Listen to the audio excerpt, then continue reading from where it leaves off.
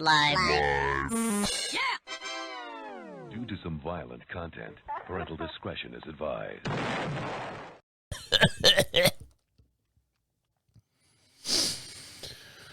I don't know why that's up or down, but it doesn't really matter. Now, does it? That's a good start. All right, here we go. Oh, is it going to do 4? Here we go. So I don't know what this thing is. I think it's a strip show, dance show. Work there, dude. Welcome to DeaconLive. DeaconLive. Live. Well, Welcome back, guys. On today's show, who is Bruce the Cow, and why is New York cracking down on ghost cars, and what actually happened to the Sierra Mist soda, and get ready for cereal for dinner. All this and much, much more will be discussed here on Deacon Live. How are you? How are things? How are things going? And for the next 60 minutes or so, we'll get you up to date on the social media news stories that you might have missed over the last 7 days. So I am not doing okay right now. I say that because I am losing all faith in society. I'm losing all faith in the human being, the human connection. I'm losing faith in all that. Day by day, hour by hour, I am losing faith in you. And the reason why I bring this up is I was selling something on Marketplace. And it was a cabinet, curio cabinet that my mom had. And we've been sitting on it and we have no room in the house for it. And I'm tired of looking at it. There's nothing in it. It's really like 80s. You know, my dad, you know, he told me the story. He paid $400 for it over in Eustis in Florida. I'm sorry, Mount Dora in Florida, if you know where that's at. It's like northwest of Orlando, about an hour and a half of Orlando. And he told me the whole story of how, you know, he bought it for $400 from a, you know, supplier, and he put it in the back of his small little car and got it all the way home. No dings or damages. My mom had to have it. And so my mom passed away, sold everything, kept the stuff that we wanted in the house. The good furniture, not that this wasn't good furniture. We're not curio people. My wife and I we don't display, precious moments. We don't display stuff like that. So we have no use for it in the house. So I put up a thing on Marketplace. This is going to get really sideways turn here. As far as you think I'm going this way, I'm going to go that way. So I put it up on Marketplace. And I've been chatting back and forth with a bunch of people. And then finally this one woman, Carol, says, is it still available? I said, yes. And okay, when can we pick it up? I said, you can pick it up on Tuesday. So she's like, okay. I said between 9 and 12, 9 in the morning to noon, because I got to do this shit in the afternoon. This garbage dump that I bring to you guys every Wednesday. So I got to do this stuff during the week. Okay, no problem. She's like, I don't get off till 11. I said, okay. So I'm sitting here in my house. Now, we have 22 some odd acres here. I was planning on mowing the lawn after later on in the week. So I said, well, let me run up. I got time to run up to the store and go get gas before this lady comes over, Carol. So I got a little farm truck, as you guys might have heard on past podcasts. It is a Nissan 1992 Nissan D21, or one of those hard bodies. It's fire engine red, 5-speed on the floor. It's not in tip-top shape, but there's no dings, there's no dents, there's no nothing. It has been repainted before, which is no problem. You don't expect a 1992 paint job to last this long. Interior looks like it's 1992. It's not dirty. It's not the cleanest. It's a full long gray bench seat. Runs great. Doesn't leak oil. Doesn't leak anything. Problem is, we don't drive it all the time. So every week and a half, I'll go out there and fire it up, to drive it somewhere. And I had to go get gas for the lawnmowers and stuff. So I threw the cans in the back. And I said to the lady, I said, look, I'm going to run some errands real quick. I'll meet you at the house. Okay. So get in the car, get in the truck, fire it up. And when I fired it up, it goes, and then started right up. I'm like, all right, cool. Warning, that should have been my warning. Normally it fires right up. I mean, if you put like a little trickle charger on there, takes maybe 30 minutes, boom, the battery's good to go. You can see where I'm going with this. So I drive to the drive into town, which is about 18 miles away, to get gas. Now we have closer gas stations, but I wanted to go here because I had a couple more stops in that area that I wanted to get some other stuff. So I pulled into the gas station, turned the truck off. I got 2 5-gallon jugs in the back of in the bed of the truck, fill those up, put whatever was left on the $50 into the red truck. I'm like, cool. I still have time. I'm looking at my watch. It's only 11:15. She said she'd be at the house by noon. Cool. Get in the truck, turn the key. Nothing. Not even a click, click, click, click, click. Not even a womp, womp. Nothing. Fuck. What do I do? Well, luckily, my dad lives here with us now. And so I call him up, and, you know, he's not the fastest person in the world. You ever seen Tim Conway back in the day, the Curable Net show, as Tim Conway does that old man shuffle? That's the way my dad walks. And so that's the way, he doesn't drive that way, but that's the way he walks. And I call him, and he was in the bathroom or something. It rained like 16 times. I'm like, great, his phone is dead. He's dead. Something's wrong.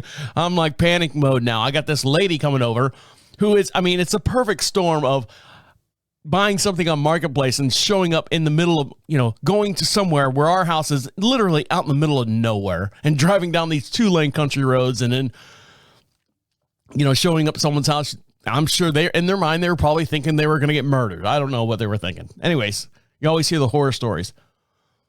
Finally, my dad picks the phone up. Dad, sorry, can you come give me a jump real quick? Where are you at? I'm at the Exxon. I'm for the light. Oh, on the corner? Yeah, on the corner, Dad. That's where the Exxon station. Okay. Now I have the Life 360 on my phone, where it allows you to track, you know, your family members and stuff. It's great if you have kids and you want to know if they made it to Timmy's house or if they actually went to the mall or something stupid like that.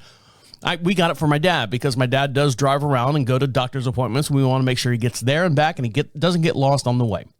So I'm sitting there waiting for my dad to come out 18 miles away to this gas station.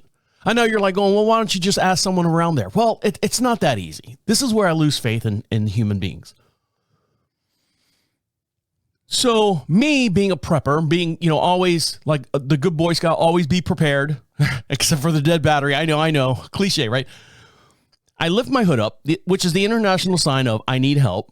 And it's got the stick, you know, the stick that holds the hood up. And I put the 2 clamps on the battery, because I've got cables. I keep the cables with me because of past experience. So I put the battery cables on there, and then I put the other 2, just kind of lay them on the ground. And I'm standing there, just standing there, enjoying, trying to stay in the shade. God, it was 70-something degrees outside. Blaring sun here in Charlotte, North Carolina.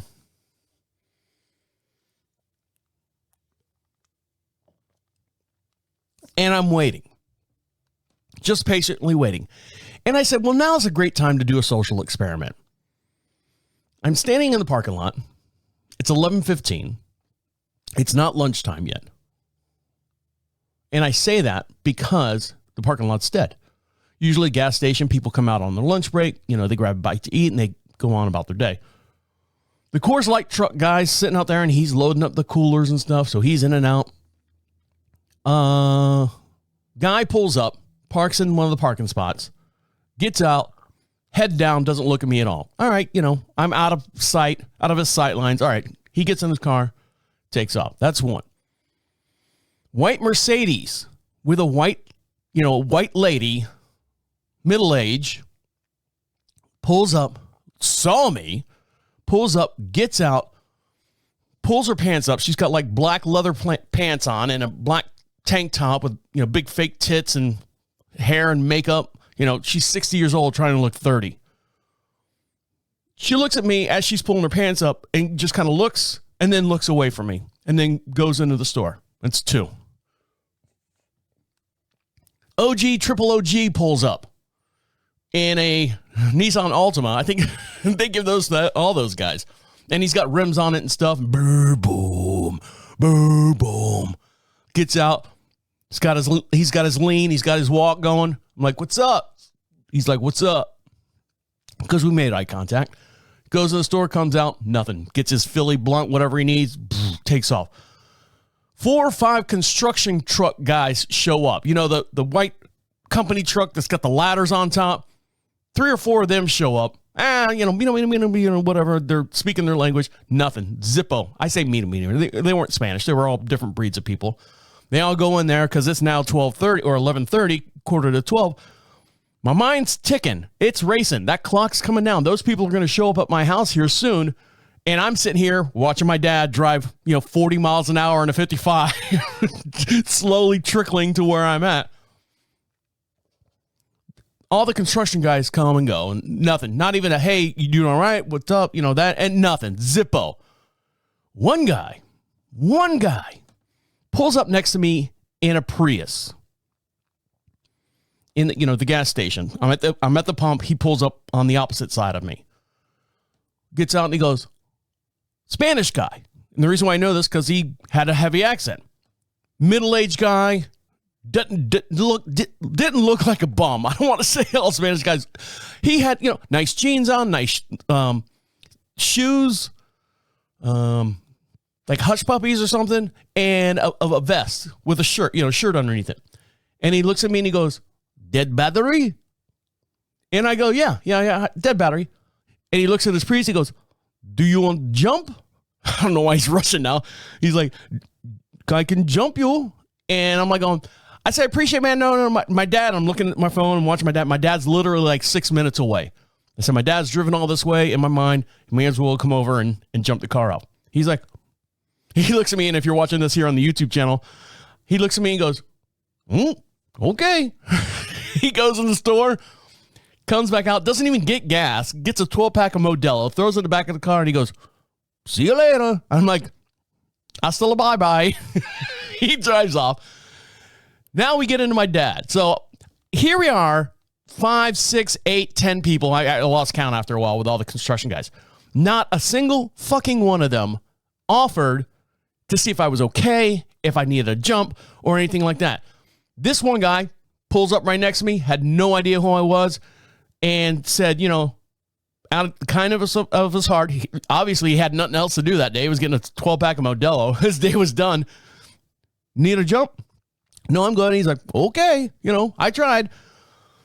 And then I was thinking, where do I jump a car off a Prius? I don't know where that battery's at. Do I hook it up to one to the tailpipe and one to the bumper or something? I don't know how hooking a jumper cable up to the Prius. Well, he drives off. Finally, my dad shows up after driving by me. Oh, I thought you said Sunoco. No, Exxon station, Dad. Exxon. No, you said Shell station. Exxon station. I was in the parking lot waving my hands. You drove right by me. Oh, I thought you were some crazy guy. So he pulls in, jump starts the truck. It's a race home now. Dad, I got to go. You should take that car to get. I know. I got to get it fixed. Sorry, I see you later. I got to go. So 5-speed racing down these back 18 miles back to the house. And just like a minute and a half before I got there, they show up and they go, we're here. I'm like, I'm right around the corner, and show up, and I get there, and it's little old Carol, who's probably 80 years old, with her husband, who looks like he's 1 foot in the grave. And she wanted to tell me all about her precious moments and all her curio cabinet. This is cabinet number 8, and so on and so forth. And so we made a sale. Everything was good. Carol was fine. I sold her some of my mom's precious moment statuettes to fill that thing up too while she was there. So got her for about $200. So I say $200. I think it was like $120, $130. Anyway, so everyone's happy. Everyone's good. I gave my dad the money because that was his stuff. That was my mom's stuff. And so there you go. All right, when we come back, I'll give you an update on that Chick-fil-A. You don't want Chick-fil-A sauce? I'll give you an update on what's actually happened to her. And maybe this is a good thing for her. So we'll get into that when we come back. Stick around. You listen to Deacon Live right here on Prophet Radio. I'll be right back. Welcome back to Deacon Live. You want to be heard? We'd love to hear from you. We'd love to hear your voice right here on the show with us. And the way you do that is go to Prophet Radio, proud sponsors of Deacon Live. That's PROPHET radio.com. At the bottom of the page, there's a little blue bar floating around there somewhere. It's got a little microphone on it. It says, Be Heard.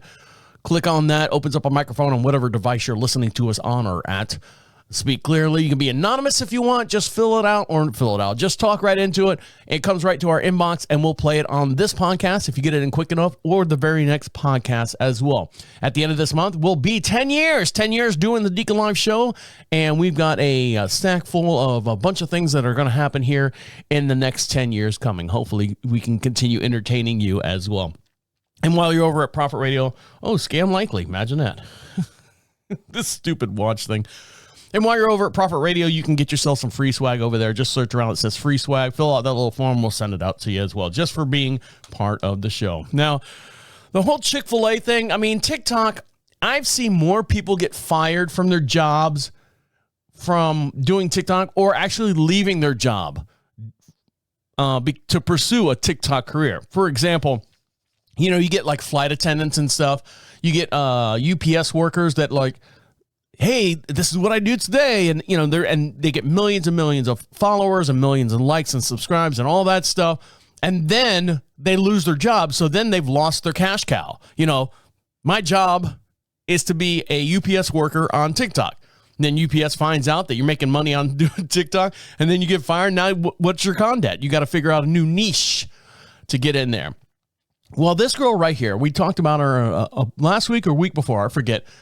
She was a Chick-fil-A girl, name was Gina, and she was sitting there, making funny faces. And it actually was her cousin. It was just a customer. It wasn't just a customer. It was her cousin filming her. So she was just being silly and being crazy on the video that was shown all over the world, all over TikTok, over in China. And so they said that, she lost her job and she got fired and all this other stuff. So here, I'm going to switch cameras. So don't forget, for every podcast we do, we have a matching video in real time over on YouTube as well. You can see this in real time as we're talking about it here. Just search Deacon Live Podcast. Make sure you subscribe over there, just so you can get up to date when a new video posts every Wednesday. Also, we throw a bunch of little shorts up there as well. So I'm going to switch to camera 4, and you can see this in real time as we're talking about it here. I know I got this screen going on. So this is the actual update of what happened to Gina, the Chick-fil-A girl. The Chick-fil-A girl is back, and we know exactly what happened. So this girl was fired from working at Chick-fil-A a few days ago. This all happened because she was being funny while serving a customer. However, the customer that took these videos was her cousin. This also wasn't the first time she did something funny while working, and when it went viral on TikTok, people started noticing her at her Chick-fil-A. But when the manager found out about this, he got mad and confronted her, saying she's using Chick-fil-A for profit by going viral on the internet. And he ended up attacking me, saying I'm trying to profit off Chick-fil-A. And this has upset a lot of people, and they're not happy with Chick-fil-A. I thought I was fired, but they just took me off the schedule for now. And after Gina spoke out, some are saying she was fired, and the manager then decided not to, while others are saying the store manager didn't fire her directly. However, by putting her off the schedule, they're forcing her to quit without having to pay unemployment. Either way, everyone is telling the Chick-fil-A girl to go and sue because of constructive termination. And a lot of people are saying the manager had no right to do something like this for being noticed online or somehow profiting off Chick-fil-A. Technically, let me go back to me. Now, camera 1 now, me. Technically, they can do that. If you're in a state, especially I was born and raised in Orlando, Florida. I don't know if North Carolina does this, but you have a right to work state. So she was in a state. I'm not sure what state she was in. As far as working, she can be terminated for no reason at all. Oh, your hat's on crooked? I don't even any reason for that. Gina, you're fired today. Oh, thanks. But what they did is reverse of quiet quitting. They slowly took her off the schedule, and then, tried to make her quit and go get another job. I've worked for companies that done that before. That's shady. That's just shady. Companies lost faith in human beings type shady, that type deal. Instead of just being bold and being, hey, look, we don't want to pay you, unemployment. You don't understand. You've already paid the unemployment fee in there. It's already worked in. We don't want to pay you unemployment, so we're going to let you quit. And what I mean by you already paid your unemployment, for those people out there that don't know this, for every hourly wage that you make, your employer pays double. So let's say you make $10 an hour, just to make the numbers easy. You make $10 an hour. The company actually pays on you $20 an hour. 10 of it goes to you. The other 10 goes for workman's comp, goes for insurance, goes for anything like that, and also unemployment. So the unemployment's already been paid there. So that's already figured into whatever your wage is. You're like, oh, I need to make more. Well, if you make more, they're going to have to pay double on whatever you're making. So I can understand, them saying, oh, I don't want to pay workman's comp, but that's already figured out. That's a cop-out. That's just not workman's comp. Pay unemployment. That's just a cop-out. That's just an executive way, a formality saying we don't want to pay that. So we'll let you quit. So I don't know. She's been getting up. She's been blowing up. Her name's Gina, I guess, Gina. And she's got, if she doesn't go into some kind of, not influencer, but some kind of fashion modeling for her head, because I was watching some of her videos to find out, what was happening with her and stuff. And so a lot of people, her TikTok was banned and then they reopened it.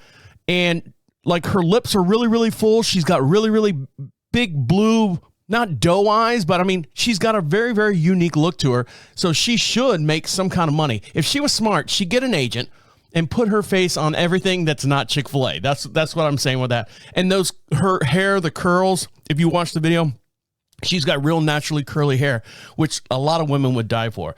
Now, speaking of dying, I never really was a soda drinker. And when I say a soda drinker, I drink soda to get something out of it. Oh, let me, where my camera at? Okay. I'll drink a soda to get something out of it. And what do I mean by that? If I want, if I need to pick me up or something like that, I'll drink a soda that's got caffeine in it. My go-to is like Mountain Dew. Mountain Dew is nice and safe for me. It doesn't really throw my heart into freaking panic mode. There was a time where I was drinking Bangs and Rock Stars and all that stuff. And my wife's like going, you're going to die of a heart attack. Stop drinking those. I'm like, I can't. I got to wake up. There's something wrong with me. I don't know what it is. It's because you have high blood pressure. You sleep all the time. I don't sleep all the time. Back and forth. She doesn't sound like that at all. But my go-to soda is Mountain Dew. Even today, right now, if I go to like a Burger King or something like that, I love Burger King. God, I love Burger King. If I go to a Burger King and they got fountain drinks and stuff like that, I will skip the fountain drinks and go straight for the sweet tea, because I figured that's better for me some way.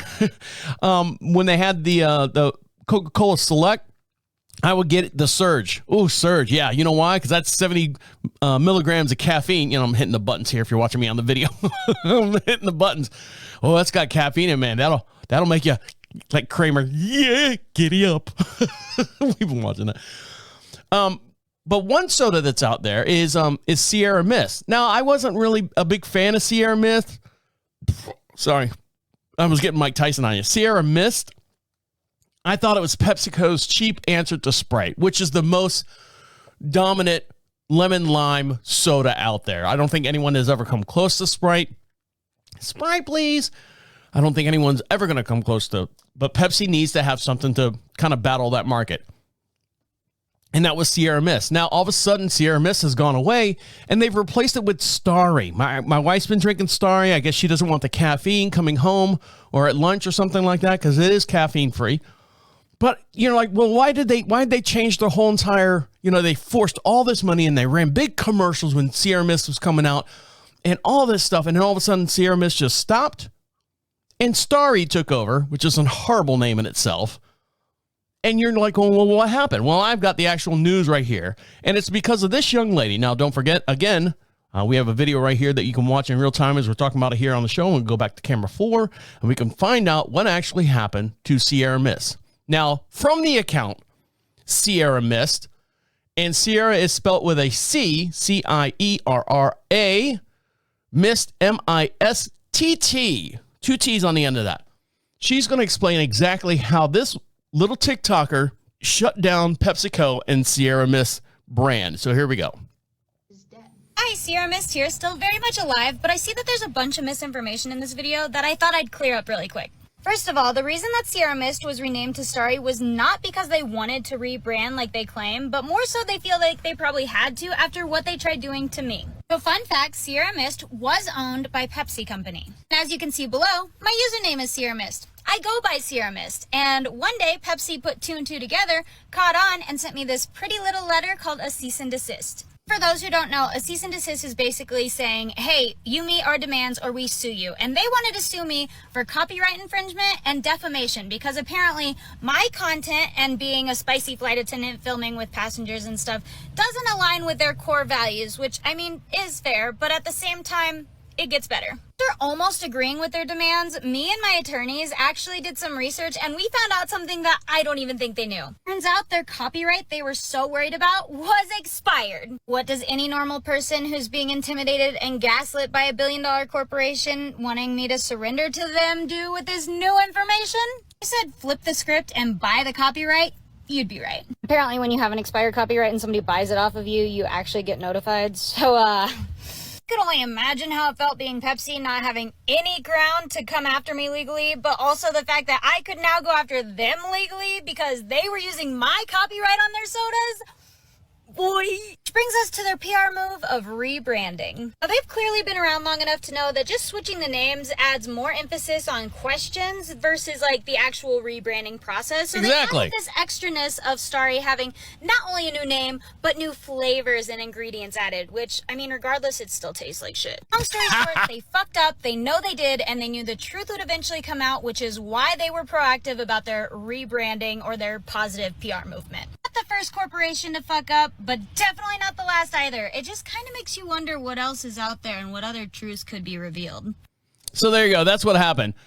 Do I believe it? I don't know. I haven't heard anything as far as to make me think different that that's what happened to Sierra Mist.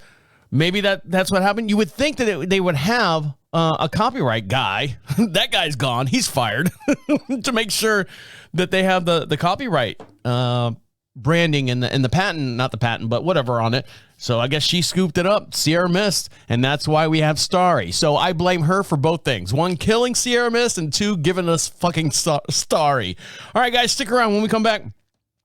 Are you ready for cereal for dinner? I am. I find nothing wrong with it, and I'll tell you why. So stick around. You're listening to Deacon Live right here on Prophet Radio. I'll be right back. Welcome back to Deacon Live. You want something for free? Well, we'll give you something for free. What you got to do for me is go over to Prophet Radio, Prophet Radio, proud sponsors of Deacon Live, and all the other fine broadcasting that comes out of this studio. If you look behind me watching this or on the YouTube video, you can see all the different shows that are showcased here in the studio. So if you want something for free, go over to prophetradio.com where it says free swag. Click on that. Pick out whatever prize pack you want. We'll send it out to you, mail it to you. It's not an email grab. It's just their way of saying thank you for listening to everything that goes on here in the studio. And I appreciate it as well.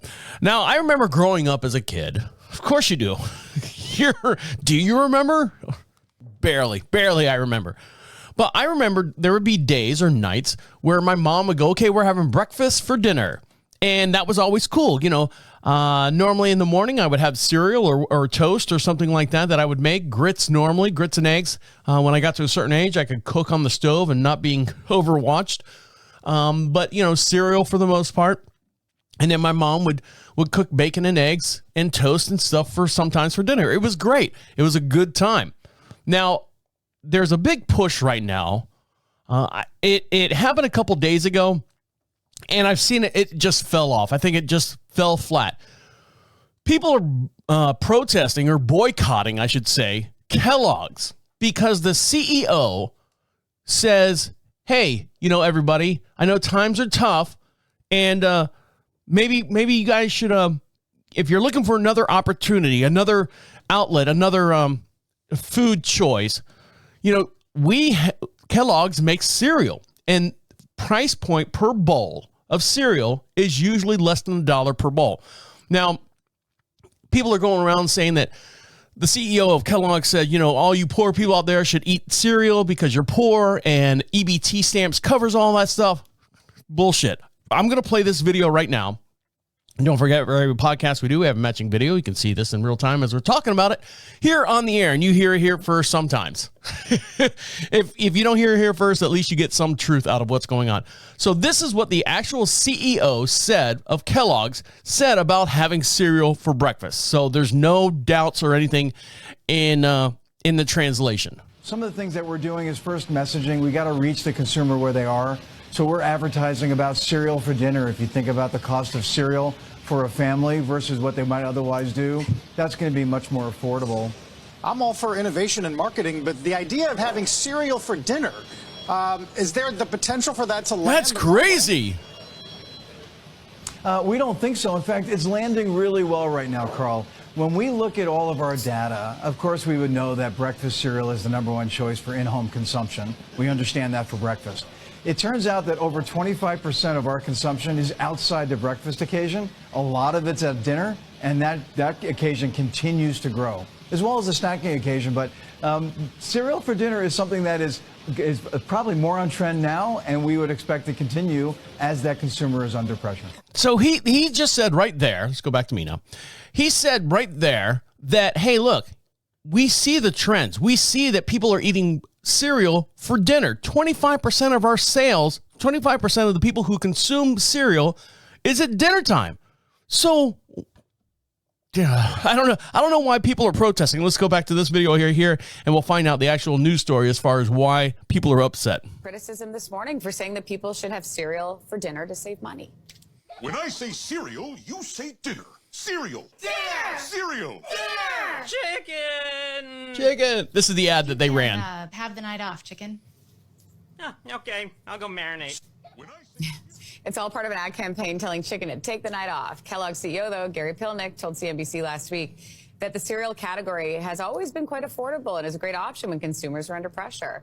But it's not landing that well with shoppers who are spending more than ever before on food. Some consumers call the comments from an executive who made more than $5 million last year tone deaf. They also point out popular cereals are not that inexpensive. They cost more than $9 a box, and that cereal is not an adequate substitution for a full dinner. But doesn't it say it's part of a, let me go back to me now. Don't they say on the box part of your daily nutrition? I forget what the actual term is. You know, part of a nutritious daily breakfast or daily intake of food or whatever that slogan is that they put on the cereal box. It's part. It's not it's part. And then you say, okay, $9 for a box of cereal. There's 10 servings in a box. If you're doing I know, what's the serving size there, Deacon? Oh, it's a quarter cup. Well, I can eat a whole friggin' half a box of cereal in one sitting. Well, go ahead there, Fat Joe. You go ahead and eat that cereal.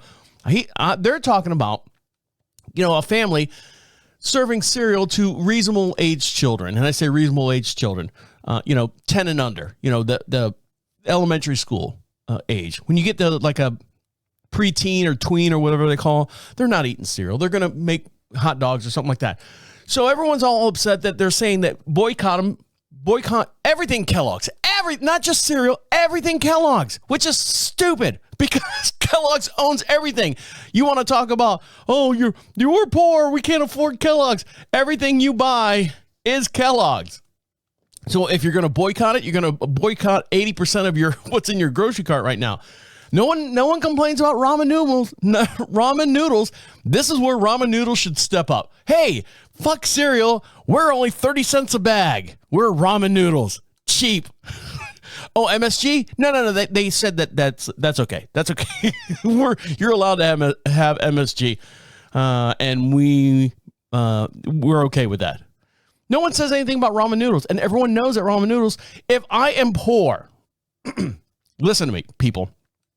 Losing faith in you. If I am poor, I'm not looking for steak dinners. I am not looking for chicken, like real chicken dinners. I'm not looking for frozen, all the stuff that if you got a little bit of money, you got a little bit of, you want to have some substance. We've all been college kids. We've all been on our own. We've all know the value of $1. Now, granted, yes, grocery prices are going up. But still, you have to understand, you have to live within your means. I don't want, what they say, caviar taste on a beer budget diet. You have to learn to feed in your needs. Ramen noodles, I think they missed their point there. I think they missed their calling on getting that one done. Now, you want to talk about prices and everything going up. And with Chick-fil-A and Gina getting fired from Chick-fil-A, well, not fired, they kind of pressured her out.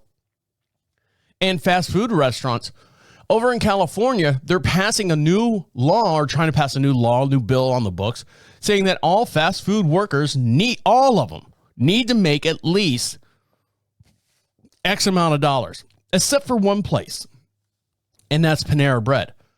You want to talk about boycotting someone? Listen to this shit. Are you ready? So Newsom, who's the governor of California, pushes for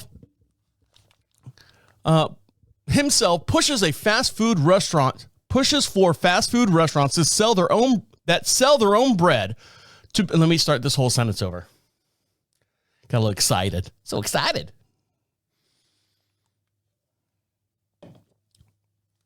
So it's just recently revealed that California governor himself has pushed for fast food restaurants that sell their own bread to be exempt from legislation. Newsom himself has denied these allegations. So let's explain, well, what's going on here. What did it say, Flynn? Newsom's office said that since a specific exemption of fast food franchises with bakeries inside as a result of countless hours of negotiations do not fall underneath this mandatory minimum payment or hourly payment. Flynn, who owns Panera Bread, has opened up about this new change in legislation. According to him, he had nothing to do with the bread exemption. However, critics are quick to point out, reporting that they revealed that Flynn has been a long time pushing Newsom's aides behind closed doors. To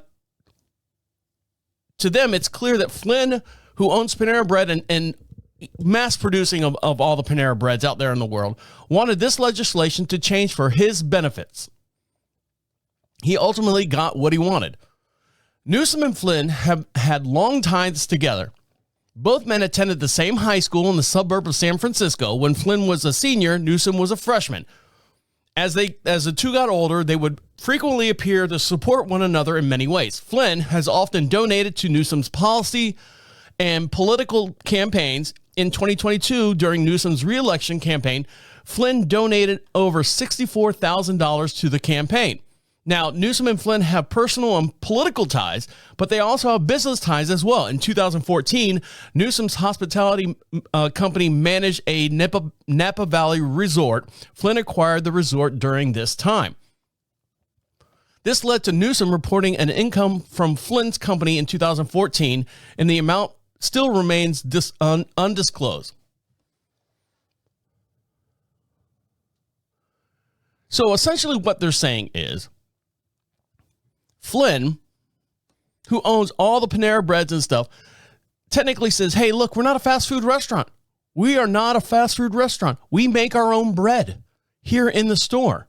So we technically do not fall under, let me go back to camera one. We do not fall underneath the everyone who has a fast food restaurant has to raise their minimum wage to $20 an hour. Panera says, no, we're not fast food. In that same sense, now Dunkin' Donuts used to bake all their stuff in-house. Now they ship them in frozen, so I guess that's out the question. But do you think that's fair? I mean, what technically defines a fast food restaurant? I think Panera Bread, do I think it's fast food? No. You know why? Because they don't have a drive-thru. Maybe that should be it. If you don't have a drive-thru, you are not a fast food restaurant. This whole making your own bread exemption, I know there's agricultural in there somewhere, and I guess they make it there in the house. Do they actually, here's the question, do they actually make it in the house? If they make it in-house, and I could be wrong on this, because I know the soup comes in a bag and they double boil it and to heat it up. If they actually make the bread in the house, I would say, okay, that's fine. But if they ship it in like they do at Publix now, not Publix, but Walmart now, frozen, they thaw it out and they give it to you, is that the same thing? So you want to talk about boycotting someone. Kellogg's? No. Panera Bread? Maybe. Maybe I'd boycott them a little bit unless they can actually, twist down on defining what a fast food restaurant is compared to selling bread or making their own bread in-house. All right, so there you go. That's what's going on in those newses there. Now, when we come back, here's a viral video of this guy who just wanted to ski on the mountain and do a little jump for a camera and got tangled up in one of those ski lift carts. That's going viral, and I'll dive into the story of what actually happened there. So stick around. You're listening to Deacon Live right here on Prophet Radio. I'll be right back. Welcome back to Deacon Live. Make sure you follow us on all your social networks, and the way you do that and the way you find all those is to go over to Prophet Radio, proud sponsors of Deacon Live. That's PROPHET radio.com. At the top of the page says, what's it say? Social contacts. You can see all the stuff that links us to you and you to us as well. You can find us on Instagram. That's more the personal stuff that happens here on the property and during the show. Food and stuff that we've cooked. I know. I know that's the last thing you want to see is food. Another website that's got food on. No, there's other stuff we put in there. We've got a new cat, Tater Tot. We adopted a cat from the Humane Society. So I'll put pictures of Tater up there. So make sure you go over to like Instagram, follow us over there. And also we have a TikTok page, which is a plethora of all the stuff that happens here on Prophet Radio. So check that out as well. And don't forget, for every podcast we do, we have a matching video in real time as we're talking to you here on the air. You can also see what goes on here in the studio and all the videos and stuff in real time as we're talking about it here on the show. Now, I would like to applaud the guy in the Prius for, just taking the time and asking a fellow human, hey, do you need help? Actually, he goes, Mister, do you need help? I say, no. He goes, okay. Yo tengo cerveza ahora mismo. So he goes in and gets his cervezas and then comes back out and, okay, see you later. Hasta la bye-bye. Hasta luego. He takes off in his Prius. Now, something that you don't think about with all these new electric cars getting on the highway. Oh, shoot, I haven't pulled up the things yet. So bear with me. I got to pull up all these articles real quick. So we're talking...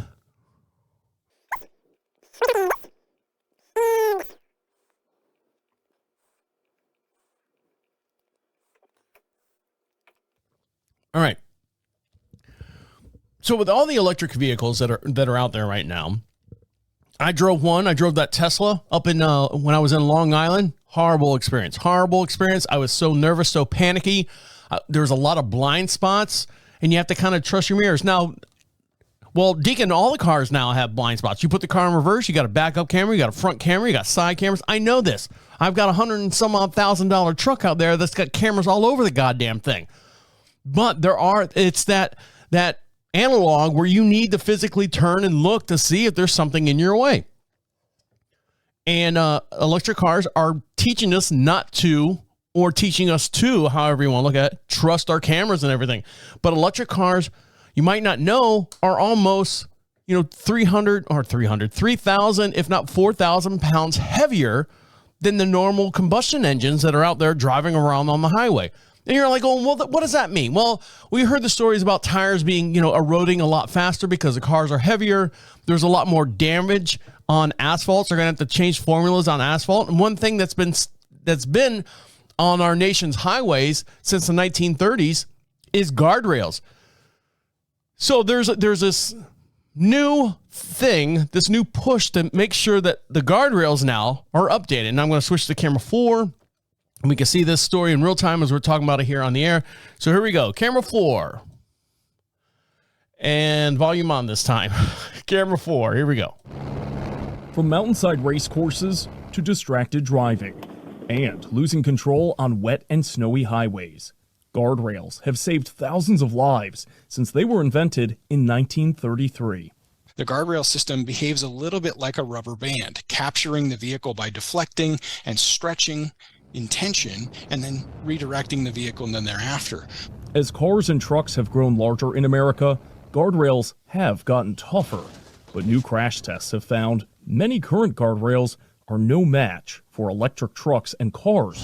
That truck just smashed right through a regular guardrail. It was an electric truck, just smashed completely right through it. and didn't even miss a beat. With heavy batteries. It revealed that our guardrail systems are not yet suitable to capture the vehicles across the weight and size spectrum that we are encountering today. Jesus, right through At it. 60 miles an hour, this 7,000-pound electric pickup plowed right through the steel guardrail. Cody Stoley and the team with Midwest Roadside Safety Facility at the University of Nebraska-Lincoln also put this electric sedan to the test. It sliced right through and underneath the guardrail. One of the nice things about EVs is that their center of gravity is much lower. They are more stable and more resistant to tripping and rolling over. But the CG height has a grave effect on how the vehicle interacts with the guardrail system itself. Experts say the rate of crashes on wet, snowy, or icy roads may be doubled or tripled compared to dry conditions. But drivers usually slow down in bad weather, so the impacts are less severe. Usually. When we have dry or hot weather conditions, we have vehicles traveling at higher speed, and that's when, unfortunately, the risk when a run-off-road crash occurs, that's when it's at its highest. These crash tests and computer modeling will help experts design the next generation of guardrails to better withstand heavier vehicle impacts in any weather condition. It's going to take time and money to fix this, and both of which are tight. But the commitment of our state departments of transportation and the federal government, together, we're going to be able to solve this problem. For AccuWeather. Jesus. Waddell. So one of the guardrails that they have here, hold on, I know. Pause. One of the guardrail systems that they have here in North Carolina, we have what they call the Beltway. They call it the inner and outer loop. I just call it the fucking Beltway. That's what it is. It goes around Charlotte. In the center, they've got the wires, the cables and stuff. I'd rather hit a guardrail at 100 miles an hour and break through that and slow me down than hit one of those cables. Because you know what happens when a cable, you ever seen that movie, Ghost Ship, where the I forget what happened, but the cable went through this whole entire party on the main deck and sliced everyone in half. I don't want to be sliced in half. I don't want to lose my head when I go into a guardrail or some kind of highway safety device that keeps me from bouncing off the other cars on the road coming the opposite direction. So guardrails, you don't think about that stuff when you get into electric cars and stuff and how heavy they are. They're just going to have to put, I don't know what the solution is. They're going to have to figure out some kind of, because the wood, metal, and steel is not strong enough right now to stop an electric car or two planes from hitting the towers. Either way you want to look at it. A lot of conspiracies there. Now, over in New York, I don't know why this is a big deal, but it's a big deal for some reason. Was it Hoochel and Adams launch a task force cracking down on what they call or consider ghost cars. In New York, city and state authorities have launched a sprawling interagency task force to combat so-called ghost cars carrying missing, modified, or Confederate South will rise again. Counterfeit license plates. Mayor Eric Adams and Governor Kathy Hochul, Hochul, said this past Tuesday the initial operations against ghost cars by Interagency Task Force on Monday netted 73 car seizures and 282 summons that led to 8 arrests, according to the authorities. Now, ghost cars have been a growing problem since the post-COVID years, and New York City Police Department has at times been accused of not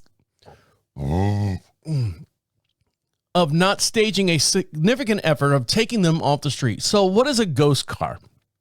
Adams criticized that the ghost car autos is menacing to the city streets. He also says that criminals carry several sets of license plates in their vehicles. The initiative is a proactive way of catching them before they do something dangerous.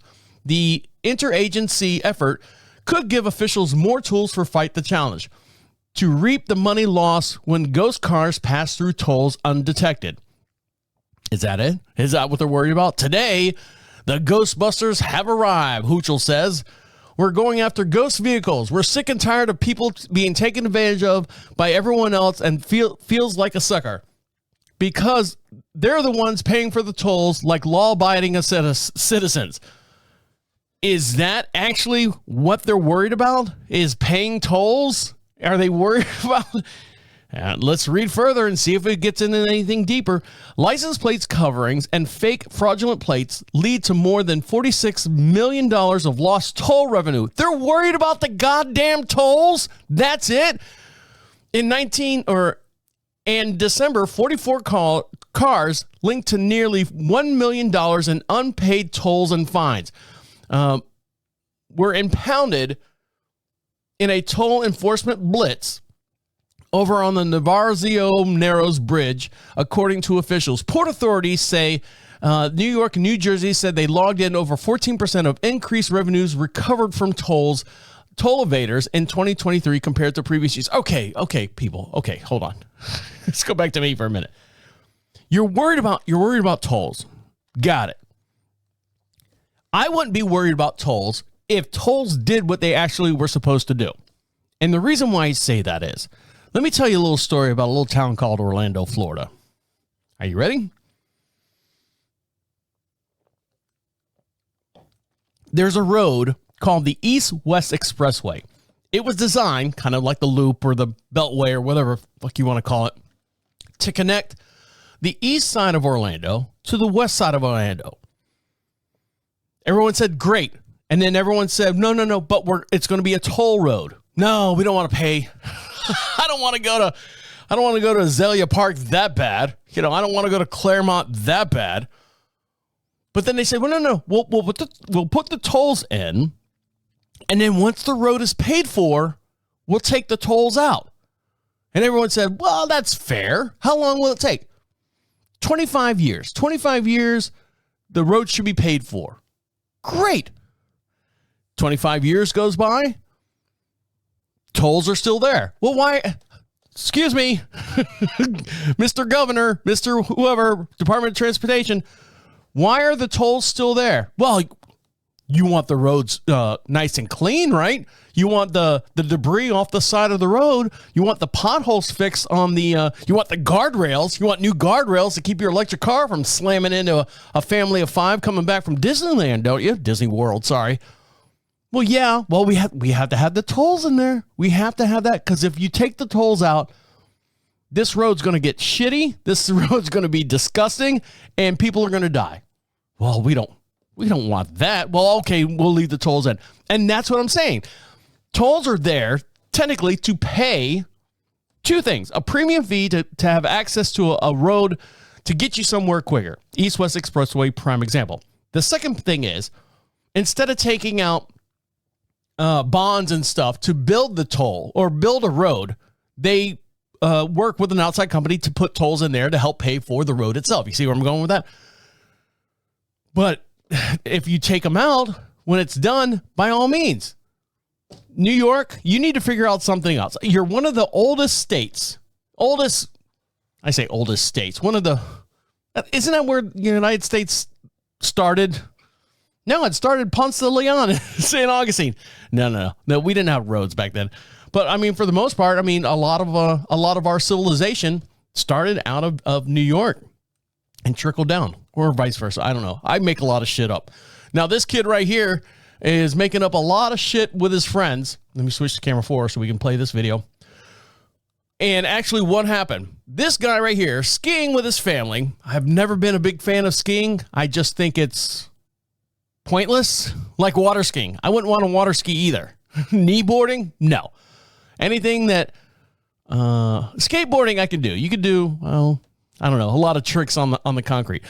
But skiing, this guy right here was trying to do just this simple little trick and was caught on film where he actually ends up wrapped up in one of those ski lift chairs by accident. Everyone goes, oh, look, he was trying to land on the thing. Not so much. So don't forget, for every podcast we do, we have a matching video as well. You can see this in real time as we're talking about over on YouTube. Make sure you subscribe over there. It's not a money grab. Believe me, I make my money somewhere else, and it's not YouTube. So it's just another venue, another media source that you can actually sit there and watch us in real time as we're talking about stuff here on the podcast. So here we go. Skiing to a chairlift. And volume on. Here we go. 007 skied over a picnic table.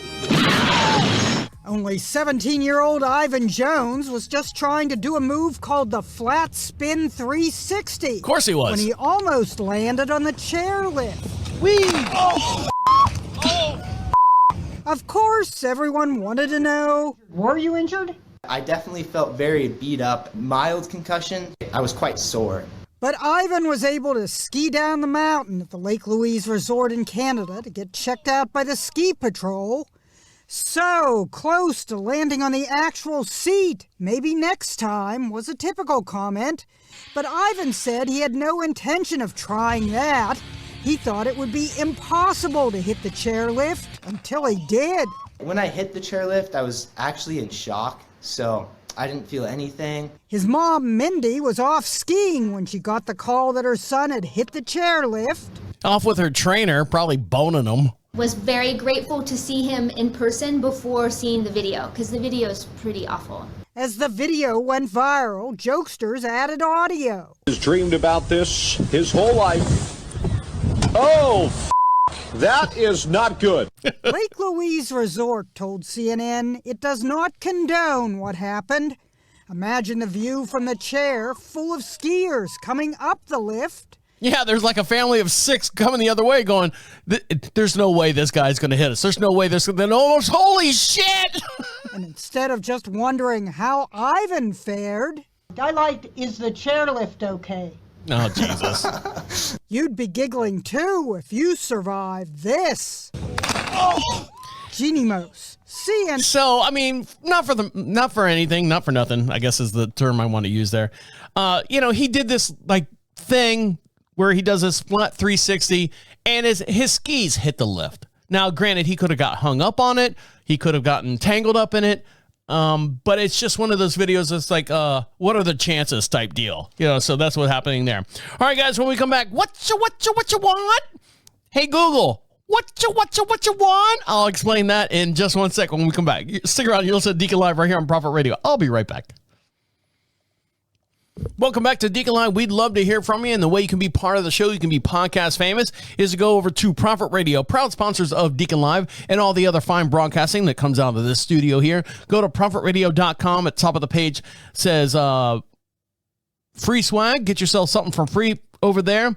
Pick out whatever prize pack you want, but you can also be famous, podcast famous. At the bottom of the page says be heard, little microphone. Believe me, it's not an email grab or anything like that. We just want to hear from you. I see you out there. I see you over there in California. I see you, everyone over there overseas and stuff.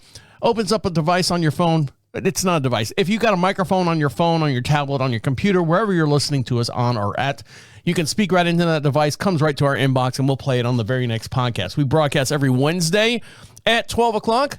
So if you want to get them in prior to Wednesday, by all means. If not, if you're doing it Thursday, Friday, that's fine. You have to wait till next Wednesday to hear your voice on the air. So make sure you get those in as well. And also make sure you follow us on all your social networks over there at Prophet Radio as well. You can see all the links that links us to you and you to us as well. Now, my wife works now with this whole going back into the office type deal. For the last 2.5 years, if not 3 years, she's been working from home. She's got a job where she has the luxury of working from home. She's got her big monitor here. She's got a monitor turned flip 90 degrees straight up and down so she can look at documents. She's got another monitor over here so she can have conference calls and stuff while she's doing this. I always hear her go, can you share your screen? Can you share your screen? When I'm sitting in the back room playing PlayStation 5, can you share your screen? Thank you, Teresa. Jacob, can you share your screen? And they're doing all that stuff back and forth. But now, as of 2024, as the first of this year, they are now working 2 in, 2 off, or 3 off. So she's 2 days, Monday and Friday, working here at the house. And then Tuesday, Wednesday, Thursday, she's working in the big main facility in downtown Charlotte. So now she has to get up an extra hour early and get ready and all that stuff. And it's just a long day. When you have to, quote unquote, sign in by 8:30. I say sign in. She has to be. She doesn't have to be. It's not like she has to be. She chooses to be at her desk at that time because that's her responsibility. She's got to set a good example. But then you got to leave the house here at 7:30 to be in the office by 8:30. And then at the end of the day, you know, if you wrap up your day at 7:30, she's still got an hour drive home. So I know that it's just a long day for her. And I try to make everything on those days, try to make everything as nice and comfortable and smooth here at the house. In the process of doing, you know, my show and all the other shows that go on here on the station, taking care of the property, make sure the horses are fed and all that stuff. She has a more stressful day than I do. Let's put it that way. So I always try to, you know, cheer her up, make sure that, you know, dinner is somewhat, I don't cook it because I never know what she wants. I'll thaw everything out that she wants and she can make it when she gets home. But I try to like find videos or find conversations that take her mind off of things. And this video I came across last night. If you're having one of those stressful days and you just need to say, God damn it, just show me something that just makes me laugh and makes me smile. This is that video. Let me switch to camera 4. Or one of the videos. So it's called Bruce the Cow. Now, if you haven't seen this before, it's essentially this guy sitting at his dinner table and he's just trying to make a normal sandwich. And he's got a full-on size black and white, what do they call them, dairy cows? And he's trying to make sandwiches. He's trying to make sandwiches. He's trying to make food. And the cow's just not, oh, this is for me, I'll eat that. This is for me, I'll eat that. So let's play this right here. So here we go. Guy sits down. Cow's in the kitchen. Here's a loaf of bread. He can't even get the peanut butter out of the jar. The cow's trying to eat it. Nom, nom, nom. Nom. Big, long cow tongue. I was showing my wife. She's like, God damn, that's a long-ass fucking tongue. The cow's trying to eat the banana. Guy takes a bite of the banana. Bruce goes, that looks like it should be for me. Banana skin gone. Chips. Let's see if I can find another one where he's talking. All right, here we go. So the guy's, same thing. He's got a plate of pancakes already made and milk. Go ahead and throw that in his face. Here comes Bruce. Big ol' heifer. Oh, he's eating the banana. There go the pancakes. Bruce. Yum, yum. I want the banana. Eating an apple. Nope. That's Bruce's now. So if you need just something, one of those little pick-me-ups and stuff to get your mind at ease for a little bit, look up Bruce the Cow and just watch all the frustrating. I wouldn't have that stinky animal in my house. I'd be afraid of Bruce droppings everywhere. And the floor, look, if he's got tile floor, it's not made for, how much is a dairy cow, full-size dairy cow weigh? 2,300 pounds? I know we have horses here on the property, and they range anywhere from 1,300 to 1,500 pounds. And those things, man, they'll push you around if you're not paying attention. And they don't know they're pushing you around. Now, I've never been a big fan of birds, like birds in the house. Birds in nature are fine. Oh, my God. Someone's going to run their phone. Deacon doesn't like birds in nature. He hates the cans. But birds in the house, they're just noisy. They're on their own schedule. They don't care. But goddamn, are they a friggin', analog tape recorder? And this bird right here, what's the bird's name? Before I fuck it all up. Oh, this is Cosmos. Cosmo, the funny parrot. And this is also found on TikTok. So, I guess Cosmos, switch to camera 4. Let's see it. Yep. So, I guess Cosmo, the funny parrot, has listened to his owner, or her owner, I don't know if you can tell male or female, so many times that Cosmo is now repeating. You've seen birds do that where they repeat what they hear the most often. So this is what Cosmo has been saying or is repeating right now. And it's basically wanting to hear the Beastie Boys song, So What You Want by the Beastie Boys song, but play it on Google. So here you go. Hey, Google. Hey, Google. That's the bird. Hey, Google. What you want? What you want? Listening to you. I know you're asking her to play So What You Want by the Beastie Boys, and she's not answering you. Hey, Google. What you want? What you want? Hey, Google. I like that song, is what it says. Hey, Google. What you want?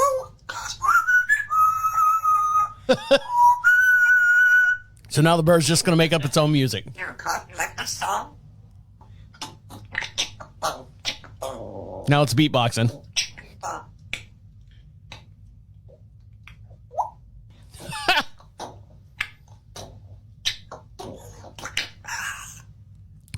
That's the bird. That's all bird.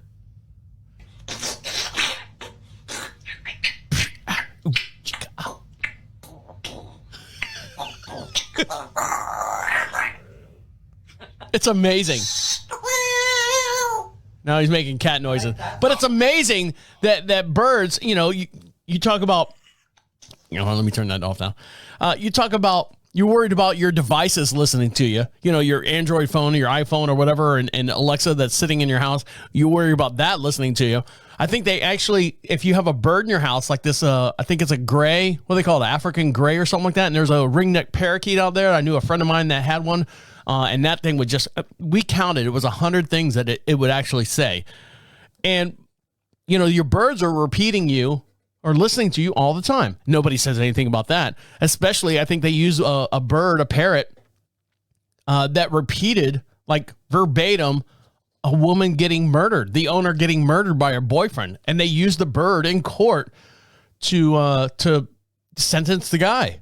Yeah. Oh, yeah. So phones, I don't want phones listening to me, but I got a bird in the house that's constantly recording every word that I say and repeating it back to me. All right, guys, on that note, I'm going to let you get back to enjoying the rest of your day. Make sure you follow us on your YouTube channel. Make sure you follow us on your social media feeds. We're on Instagram, TikTok, all the different platforms that you can download the podcast. We appreciate you guys listening and subscribing to us. 10 years at the end of this month. 10 years of doing this show. So we appreciate each and every one of you. Make sure you like and subscribe and share us as many places as you possibly can. All right, guys, on that note, my name is the Deacon saying good night and good night. Wait, come back. This is the end. The absolute end. Écoute-moi. Bye, take care.